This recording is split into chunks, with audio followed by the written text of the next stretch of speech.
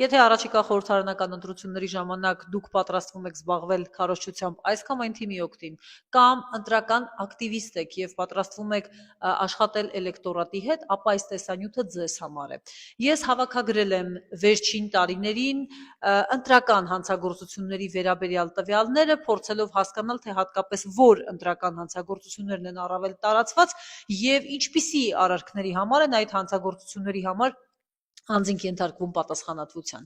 2021 թվականի խորհրդարանական ընտրությունների ժամանակ ամենաշատը տեսակարար կշռով կազմել են ընտրակաշառքի վերաբերյալ հանցագործությունները, թվով 51 քրեական վարույթ է նախաձեռնվել, որոնցից որոշները կարճվել են, որոշները գնացել դատարան եւ այլ ճակատագրի արժանացել։ Հետո արդեն քվեարկության գաղտնիությունը խախտել, ընտրությունների արդյունքները կեղծել եւ բազմաթիվ այլ հոդվածներ։ Ընդհանուր առմամբ կա մի հոդված, որով նախկինում բավականին քիչ են հարուցվել քրեական գործեր, իսկ այժմ այդ ուրեմն հոդվածը բավականին հետաքրքիր դրսևորումներ կարող է ստանալ։ Խոսքը վերաբերում է նոր քրեական օրենսգրքի 210 հոդվածին, որը մասնավորապես ունի հետևյալ ձևակերպումը. անձի ընտրական իրավունքի իրականացումը, ազատ իրականացումը խոչընդոտելը։ Եվ փաստացի 2026 թվականին օրեր առաջ երբ տարածվեց հաղորդագրություն քննչական կոմիտեի կողմից, մասնավորապես Վաղարշապատ համայնքում ընտրությունների հետ կապված, ասվեց, որ հարուցվել է քրեական գործ այդ հոդվածի հատկանիշներով եւ ըստ էության այդպիսի